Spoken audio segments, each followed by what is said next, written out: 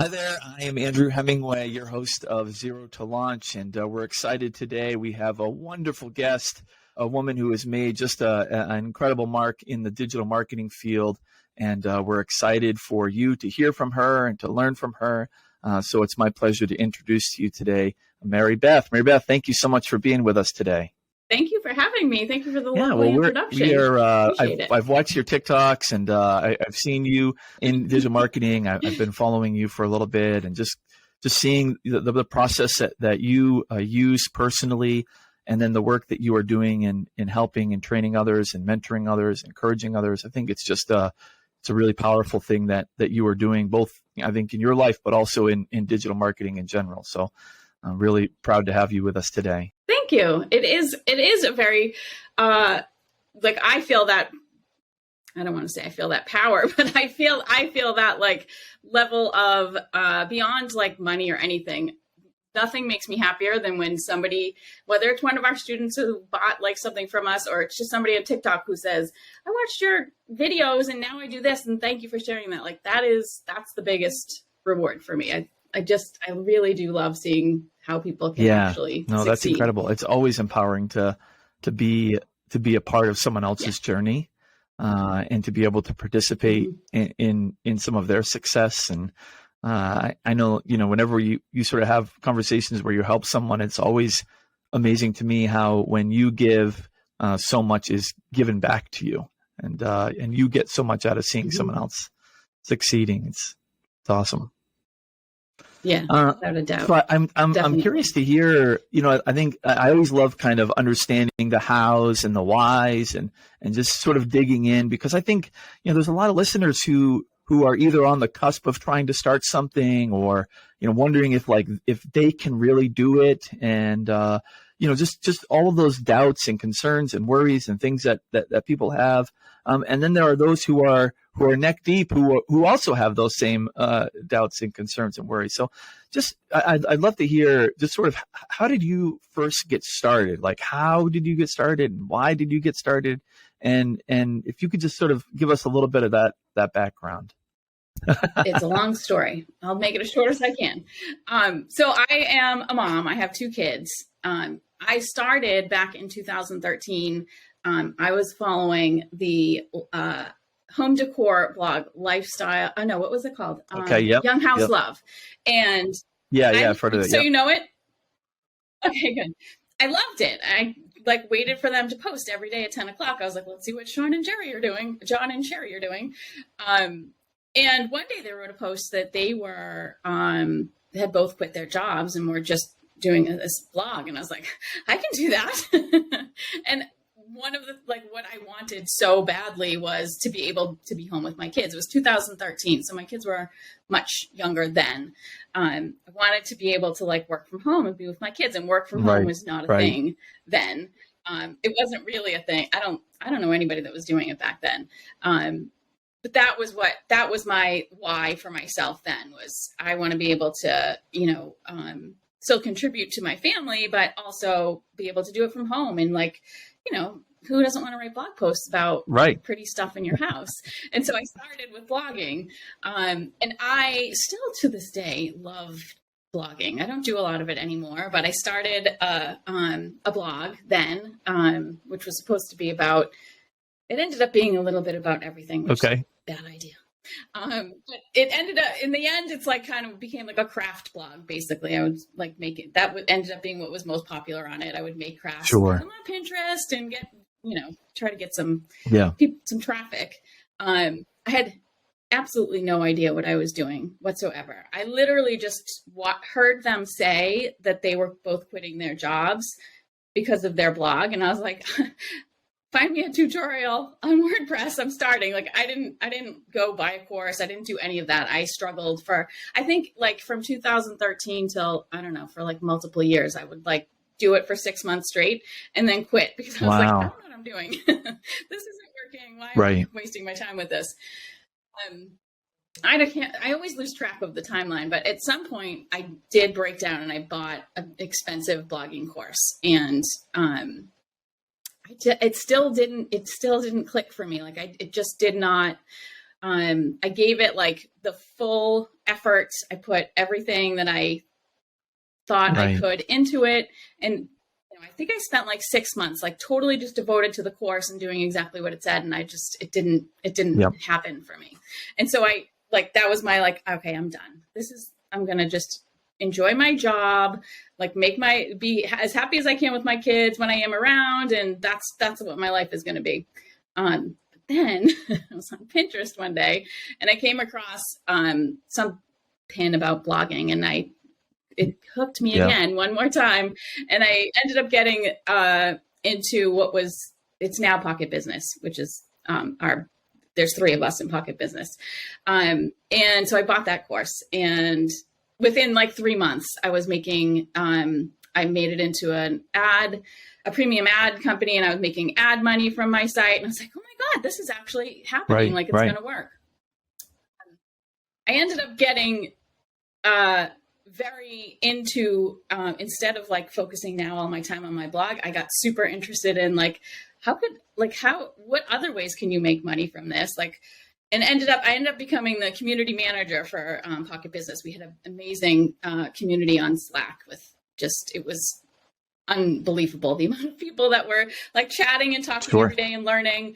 And so I went from community manager to brand manager, and like now it's myself, Paul Scrivens and Steven Scrivens, who basically now are just we worked for a long time teaching people how to blog to make money, like how to get your blog into get some ads on your site and make money, do affiliate marketing. A lot of things, blogging is tough because you're, relying on your traffic. If you're just using ads, Pinterest kind of changed a lot. Google would change all the time. Yeah. And so we moved from teaching people how to blog to make money to, okay, you have this audience that you've built with your blog. Let's start making some digital products that you can sell to them and make money in a little bit more stable, hopefully, way for you. Okay. So that's kind of my story in a nutshell. Yeah, no, it's great. So you ended up, it sounds to me like, I'm sure there's more, but what you just told me is you bought 2 courses, one that really helped you and one that really didn't help you. What was the main difference? And like, if you could go back now, how would you select a course? What would be some of the things that you'd be looking for so that you would know that it would be productive for you? That's a great question. The difference between the 2 was I will take accountability for part of it, because the difference between the 2 was the first one that didn't work so well for me really was teaching you how to create a blog with the end goal, not so much of making ad revenue, but of creating a service or a product to sell. I was not ready for that at that time. I was like, no, I just want to do this blogging thing where I don't have to be like, there was a time when I was very afraid of being on camera and was like, I will never do any type of video. Yeah. I did not want to do that at all. So I wasn't like really mentally ready for that. Sounds crazy, but you probably can understand like that mental readiness that you need. And the one that did work for me was exactly what I was looking for. It was exactly like, do this every day, write this exact type of post, do this many pins on Pinterest, optimize it this way for SEO, and you will get the traffic. And that literally worked. Like within months, I was making, $1,000 a month probably with ad revenue. So the thing that sort of set it apart was it was better suited for where you were at that exact moment. Yes. And it also just the messaging behind it. So like I found what is now Pocket Business through a pin. And the pin was like some like kind of sarcastic wording on the pin, and which led me to a blog post, which when I read it, I was like, I get this person, like this person is saying things that make sense to me. I got on the email list. The email list was like, I think it was a 10-day, we had a 10-day blogging boot camp then. I think I got to like day 5 and I was like, just sell me the thing. I just need to go buy the thing. Whatever you're selling to me at the end of this, I want it.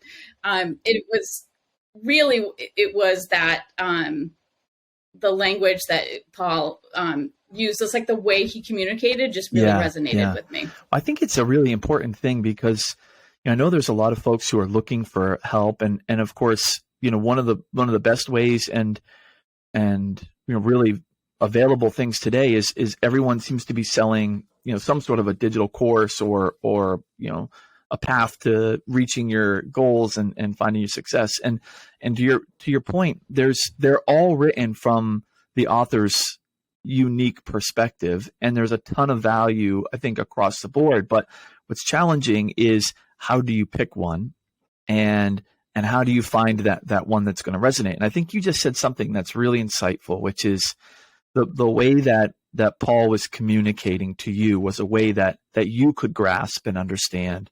I know that there are some authors who are going to be highly technical and folks with a technical background and maybe more analytical mindset are going to resonate with that. There are others who are going to be much more practical and maybe a little more inspirational, and some folks are going to need that. So I think what you're saying is really important to our listeners to say to sign up on lists and don't be afraid to interact with their groups and get emails and understand the mindset and the communication style and make sure that it's one that resonates. Would you sort of agree with that?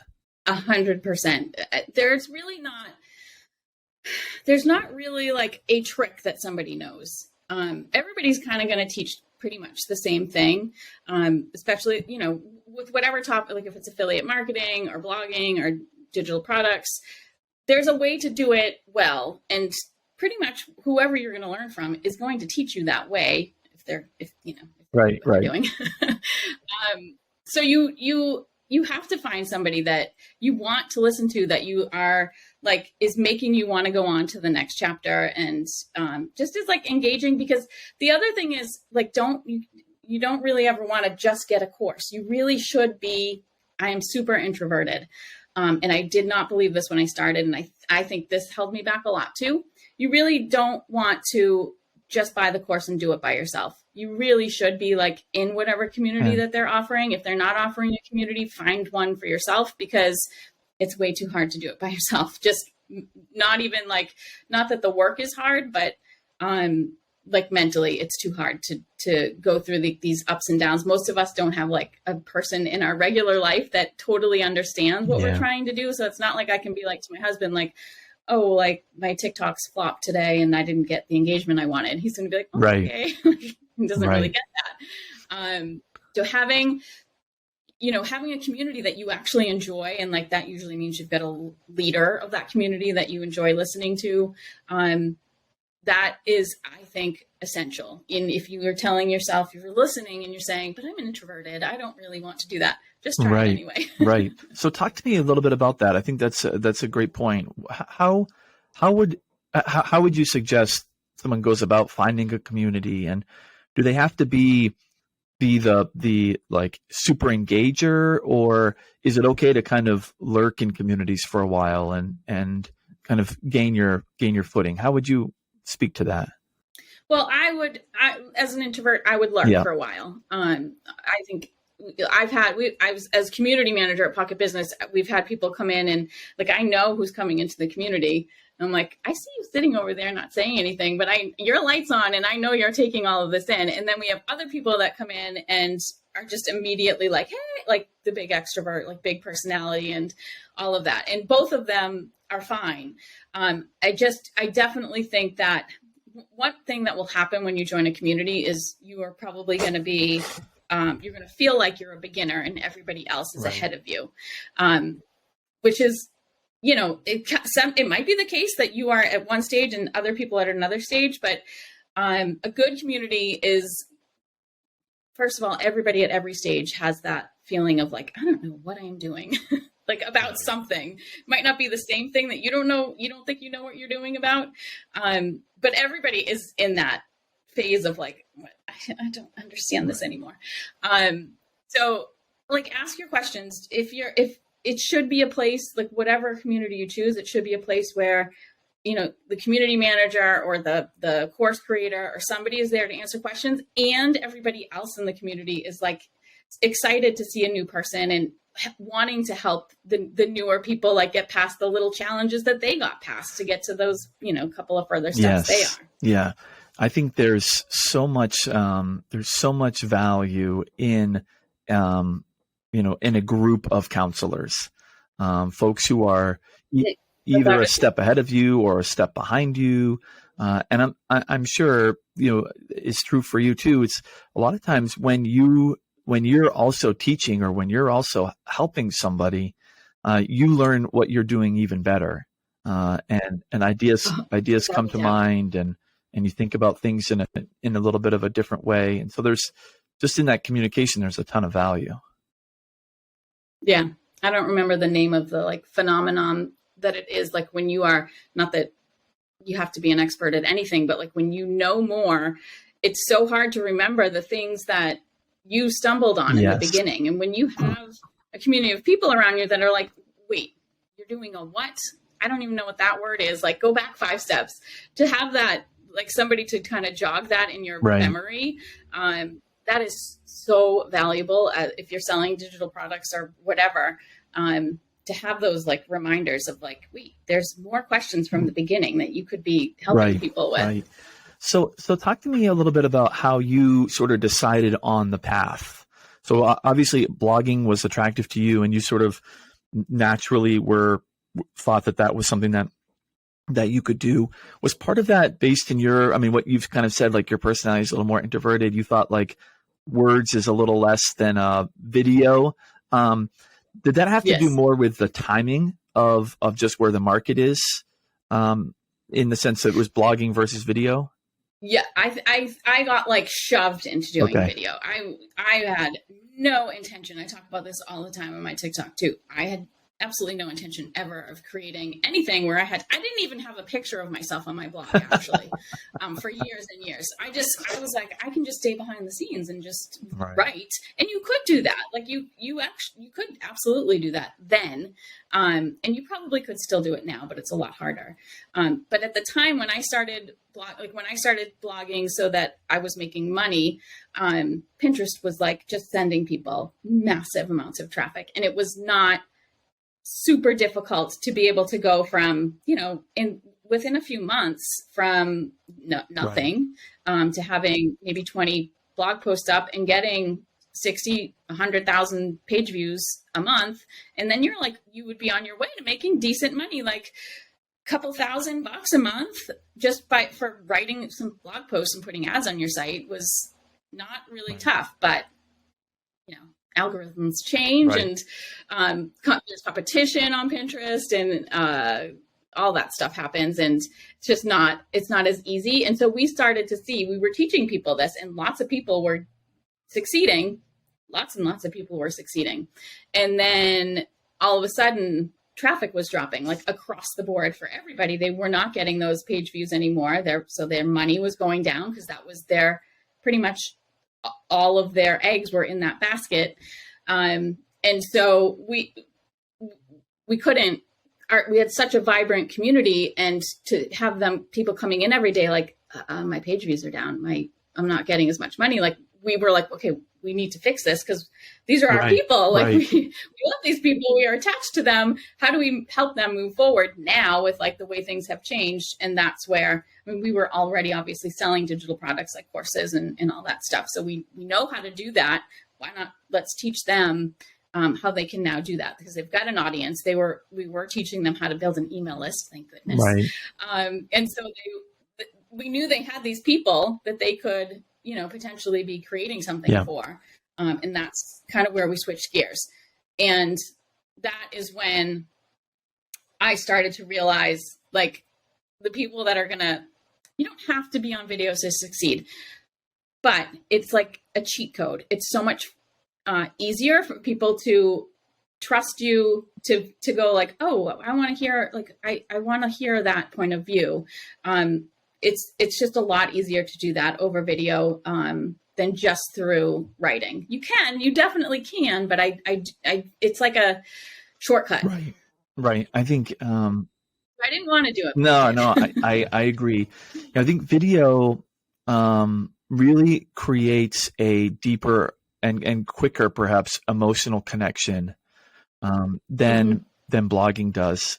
And certainly that's not, it's not true for everybody. There's some TikToks you scroll by and you just have no, it just doesn't hit you. And then there are some where the content really doesn't have any bearing on your life at all, but for some reason the presenter, grabs you. And I think what you're talking about there is that emotional connection and being able to build something like that with an audience and with a community. So how important do you think building community around digital products is? So if I'm a mom or dad or trying to think about digital products, is it necessary that I build a community also around that? Because that just feels so intimidating to me. It feels like a big lift. Is it really that difficult, or could you just kind of speak to me a little bit about how you think about that? It can be very difficult, but when I think back to the first community that I managed, it was on Slack. It was thousands of people, like thousands of messages every day. I loved it. So, and I'm not complaining, but I was in Slack from the moment I woke up until the moment I went to bed, like helping, or just chatting and engaging with people. And I did love it. And so it didn't feel like, like a massive weight on me, but it is a lot. It can be a lot. If that's the type of community that you're going to build, like if it's Slack is very much chat based. So you type and someone's going to respond. We've moved off of Slack into a separate, it's more of a forum. It's circle.so. It's more of like a forum where you post a question and you're not expecting an answer back immediately. That type of community is a lot less time consuming daily for someone. But you are building, like, with whatever you are creating, whether it's blog posts or TikToks or Instagram or Facebook or wherever you're doing your social media, you are creating a community. How well, you're nurturing that community, engaging with them, depends on, how you want to handle it. But I consider even like my TikTok people, they may not ever buy anything from me. They might not ever join our, our private community for people who purchase something from us, but they're still in my community. Like, I still feel a commitment to engage with them. I want them to feel like, they see my page come up. It's a comfortable place for them to ask a question and get an answer. So I think if you start thinking about it from, I am already building a community. How well am I taking care of them? Am I getting them to my email list so that I can talk to them further there and give them more value there? Right. That's how I always consider it, from that, it's your community starts right from that first platform, wherever they're finding you. It starts there. And, as you grow, even on social media, you grow as a creator, that community gets very difficult to manage. And I think that's when you kind of have to make that decision, like, okay, I need to take like my core people offline somewhere, not offline, but, to somewhere else besides TikTok or whatever, so that we can have a more like engaged type of like more one-to-one contact with them. When you are starting to see like that engagement happening on wherever your social media is, then I think it's a good idea to move to another platform. Because if you say, I'm starting a Facebook group, and you don't have anybody to join that Facebook group, like, you're just going to be like adding one person at a time, as opposed to like, okay, hey, TikTok, I have 18,000 followers. I'm going to start a separate group for you, and 100 people join. That's actually a lot easier to manage than having 3 people join, because with 3 people, you are going to be responsible for the engagement and convincing people to come back to talk to you every day. And when it's 100, then a little bit of that weight is off of you, because, you still definitely need to drive the engagement, but you've got other people having fun. Right. The community is generating a lot of those hooks even for you. You don't even have to do it. And there's discussion that's bubbling up even inside of that conversation. Exactly. No, it's great. So how would you think about, or how would you consult with someone on how to get started from a perspective of what product to pick? Should they choose affiliate marketing? Should they choose a white paper, a ebook, or, some sort of a course or a challenge, or, all the things that are out there today. How do you think about those things and advise others in their selection? I always advise, if you're like brand new and just starting, don't start with like a big gigantic course. I don't think that is the best place to start, because it is creating a course is going to take months generally. Usually a course is going to require that you have some type of video component to it, which now you have to not just write a course, but you got to figure out how to do video and edit things and all of that. And that's like another added thing on top of it. I really like for people to always start with, I call it an ebook, but like some type of shorter form informational product, an ebook, a how-to guide, a case study, something that is going to be not like, we have one of our things at Pocket Business is a 10-day ebook challenge. You can absolutely write an ebook in 10 days and have something created that you can use as an opt-in for your audience, or you can just set up to sell, depending on what you want to do. Getting something done is so motivating, and it's going to give you so much confidence. And even if you just start with outlining something, like if you have like that idea, I have so many people like, I have an idea, but I just haven't done it yet.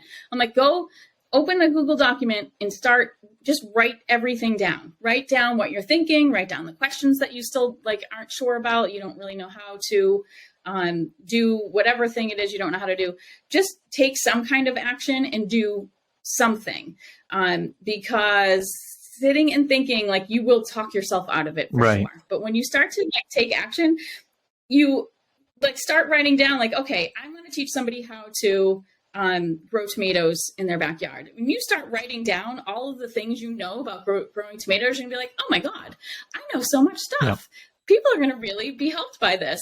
And you'll feel that like, you'll feel something other than just like, I want to make money online. You're going to feel like, holy, I can actually help somebody do something. And that's just like it's even more motivating than I will make money with this someday. And I'll help people at the same time. Right. I think that that point about just at some point you've got to take action, and even if the action is simply like you're saying, just starting a Google sheet and writing down the reasons why you can't do it, and I think that's so helpful just to say, okay, here are the doubts and fears that I have in my mind, and I'm literally gonna write them down, and I'm gonna try to as rationally as possible, just look at them and say, are these actually real reasons to not start? And then I think your point about, just finding something or, where you're really focused on, you're going to help people. And one of the ways that I think is a great way to do that is, we all obviously have friends and people that we know and that we're close to. And, your example of gardening, I think, is a great one. It's as simple really as inviting a friend over that knows nothing about gardening and saying, just spend an hour with me in the garden, and I just want to talk to you, my friend, about gardening. And as you talk to that person, they start to ask questions, and it's those questions that they ask that your audience is going to ask. And it's like those are the key points. Maybe it's about changing your oil, or changing your tires, or fixing your car, or cleaning your house, right? Like it could be anything that you feel like you have some sort of a handle on and enjoy doing. And it really is just like invite a friend over, start talking to them about it. And as that conversation unfolds, that really is the outline of here's how I begin and put together, like you're saying, an ebook. I think that's a great strategy. Yeah. It's so funny that you say that, because literally we had a call with the people in our membership yesterday and somebody asked a question like, how do I know like the steps people need? And one of the resources that we have, it's not even a resource. It's literally just, I did this a month or so ago where I was like, I'm struggling for ideas for TikToks. I wrote out just like you said, a conversation. It was made up. I didn't have an actual person with Yeah. me, Yeah. but I wrote out like what that first question might be from them. Like, oh, do you still do that business where you teach people how to make money with digital products? And I wrote out every question I could think of that person might ask. It gave me tons of content ideas. It puts you back in that mindset again of like, what is a beginner struggling with? What have I forgotten that I even know that you need to know at the beginning? Right. It was so helpful. Right. I think that is really where a lot of people get stumped. It's like, they may be really excellent at being a beekeeper and have tons of knowledge about how to, raise bees in your backyard and all of the benefits of it. And it's just, they get so tripped up on jumping all the way to stage 10 instead of starting at stage 1. And they're immediately intimidated by all the other national beekeepers who are going to analyze every detail of what they're doing, instead of just saying, I just want to start for the very, very beginner. How can I help a 13-year-old? How can I help someone in just buy a box, and how to find your first bees, and I think that many times we just in our minds overcomplicate that process. Without a doubt. And that's why I think social media can be so helpful. Like if you are feeling like that intimidation of not knowing where to start and not knowing what's going to help people, start making some videos for whatever you're comfortable with for social media and see what kind of questions people ask, because that is always going to be the best place to learn, like to figure out the ideas that are going to be your ebook and then your workshop. We have a Pocket Business member who is she makes stained glass art, and she sells it, and that's how she's always made her living, which is amazing. Right. But now she also has a course on how to create stained glass, and from the questions she was getting from the course, she was like, I need to create a soldering course. So it's like, you don't have to know exactly what the end is going to be. Just kind of, if you just get started, and if getting started is even just making some videos and seeing like what, obviously it takes a little bit of time to get engagement and get an audience and everything, but see what people are asking. If you don't want to do that, go look at a beekeeping or a whoever, whatever topic you're interested in, go look at their TikToks and see what questions people are asking there. I was just scrolling randomly this morning, and there was a woman in her car with this beautiful husky puppy, and she's an animal transporter. So like the dog had to go from Oregon to Miami, and sure enough, I looked at her profile. The video had 2.5 million likes. Wow. 10 million views or something. I went and looked at her profile. She has a course on how to become an animal transporter. She didn't say a word about the course in the video, but I was like, how does one become this animal transporter? And so of course I go and look, and there's all kinds of questions in the comments about like, how do you do this? What about that? Right. So even just start by looking at somebody else's comments. Right. See what's going on in there. Right. No, I think that's amazing. So talk to me about how you sort of overcame your fear of being on camera. I know you said you were pushed into it, but how did you kind of like, as an introvert, how did you start to say, I'm willing to open up to you? Was there some trust that had to be gained, or is it experience? What was it for you that kind of unlocked that? So when I first started at Pocket Business, like I started as a student, and then I became very close with the owner, Paul, because I'm super annoying and will ask a million questions. But I'm annoying, but I also then would start answering a bunch of questions. And so I just became really, I would say, yes, I definitely started to have that trust with that community. Like I became close with everybody. It was kind of like a social as much as it was learning and all of that. So I had already that like little bit of trust, but I still like, I was hired for, I think like over a year before we even ever did a Zoom call where we were face to face. But a Zoom call was the first piece of video. So to get ready to do the Zoom call, this is what I made myself do. I recorded just myself.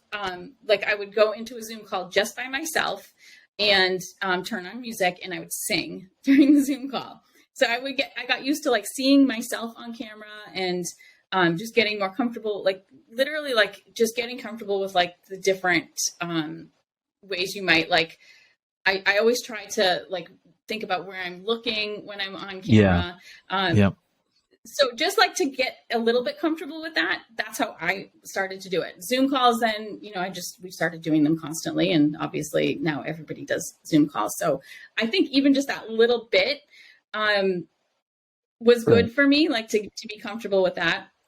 And then all of our students started doing TikTok. And I was like, I can't not do TikTok. Yeah. I have to figure this out. Yeah. And one day I said to myself, I gave myself 5 hours on a Thursday. I said, you have 5 hours to make one TikTok and just see what happens. Because I was overwhelmed. I was not interested in like being on camera, but I was kind of getting past that because I had done tons of calls and stuff. But like also TikTok just looked in my mind. It was like, oh, I don't know how to edit a video like that. Like it's going to be complicated. Like I built it up way bigger than it was in my mind. Right. So I was like, okay, 5 hours today. If you don't make something okay by the end of 5 hours, then you don't have to do TikTok. Just we'll forget about it. Right. And of course, it didn't take anywhere near 5 hours. It probably took like an hour because it isn't. We used to before Paul, before he's like started actually making TikToks, was like it's a 15-second video. How hard can this be? Just do it. Right. I'm like, there's no way it never takes 15 seconds, right. Editing and everything is going to take a little bit of time. Right. But if I give myself some type of a like deadline there's a decision at the end of that deadline, then I can feel like, all right, this is not going to take me forever to do. That's what did it for me. Yeah. And then like I kind of had to like set up new little challenges for myself like that throughout the months, is because you're trying to grow and you're trying to figure this platform out and like why does this video work and that one doesn't. Right. And there's like major ups and downs with that too. Right. So yeah, that's how I made myself do it. and now you're doing handstands on TikTok. See? I say it all the time. And doing the other thing that people get super nervous about is doing lives. Yes. I had been doing TikTok for months and months before, you have to have 1,000 followers in order to go live. So I had been doing it for a long time. But I will tell you, like I sat here like this with my finger hovering over the live button. I was like, I can't do it. Yeah. It's the scariest thing ever. And now that's probably one of my favorite things of all with TikTok is doing a live, because you get that interaction with people. Yeah. It's so fun. Yep. You get that immediate feedback instead of like posting a video and hoping that someone sees it. You have an audience that is already giving you feedback and encouraging you. Yeah. So it's great. You get to hear their questions. It's like so fun to hear like the specific things that people are working on and what they're having trouble with. That's like, I love hearing. Yeah. Let me ask you sort of a kind of a nuanced question, but how do you determine what to give away and what to charge for? It's such a hard question. I literally will take like we have the first product that we offer is writing your ebook. I will literally take like the steps to creating your ebook, like how to choose your topic. Like number one, you need a good outcome. You need an outcome that's going to relate to one of these improvements. Those are the things that people like. I will do a TikTok with each step. If there are people I've seen some of my followers that I know haven't bought anything from us, but that are paying attention to the TikToks that I create. And then I look at their videos and I'm like, she's listening because she's doing what I said. And I know she's going to be making money soon. Yeah. There are some people that will take your free content and be able to run with it. And like the advanced stuff, I don't talk about. I don't talk much on TikTok about like advanced funnels or any of that, because really like it's going to be very hard to capture attention with that. Like mostly people want to know like the 1, 2, 3, 4, 5. Like, what do I need to do? Right. Like they've got to make like $10 before they're going to listen how to make $1,000. Right. Like they've got to get the first step. I agree. Totally. Absolutely. Yeah. but I will give all of that stuff. And I'll see some people, I have definitely, there's an online reading tutor who I don't know if she knows that I follow her this consistently, but I've been watching her grow for months. I'm like, she's going to do it. And I'm pretty sure she's never bought anything from us, but she is 100% going to be making really good money. Like, I can just tell her audience is growing. Her message is right on point. She's doing an amazing job. Awesome. She's got her product now done. Yeah. I'm like, she's going to do it. And I don't think she's bought anything, but I know she's following me. Sure, she's following a bunch of other people. But I can see her like using some of the tips and some of the things that I've said in videos. Yeah. So there's like the rare person that's going to be able to like watch your free content or consume your free content and just run with it and do what they need to do. But most people, like, it's never the lack of information. It's never like, here's this free thing that will get you to point 5, but you have to pay for 0.6. It's always, that's not what stops people. It's what stops people is like that overthinking and the questioning and like, am I doing this right? Wait, I don't know about this. Those are the things that people are paying for. That's like the roadblock that someone's going to pay to get past. It's not really so much the information. It's having that extra like organization. Like, if like, yes, all the information is there in my videos to write an ebook and sell it. Right. But that's not a very fun way to learn. It's not easy to learn that way. You pay for like that kind of nicely organized and easy to consume content in, for us, it's a challenge. You pay for accountability, like having a community where you feel like that positive peer pressure and you see other people having wins. Those are the things like that are intangible that you can't really give very well on social media. Right. And I don't know that that's the perfect answer to your question. Because there probably is like a point where you're like, okay, you can't give everything away for free, but I just feel like if you are the type of person that's going to take the free content that I give and succeed with it, then go for it. Right. But if you need extra help, then you probably want to buy something and have those extra resources. Yeah, no, I think it is actually the perfect answer because, even just the idea of the question of, what do you lock and what do you keep open, I think is comes from sort of old school internet content, right? Like when people were trying to, lock their newspapers and you couldn't view this or view that. And now suddenly everybody's going, oh, wait, maybe we should try and, change that up. So no, I think what your point is great. And it's what I was really actually trying to get at is that expressing your knowledge and giving your knowledge, is not a liability. It's an asset. And it's not like, I'm giving away the keys to the kingdom here and they're just going to take it and run away with it. But what you said is exactly right, which is that what you're doing is you're adding tremendous value and folks can read and can learn and can identify anything that online somewhere else for free.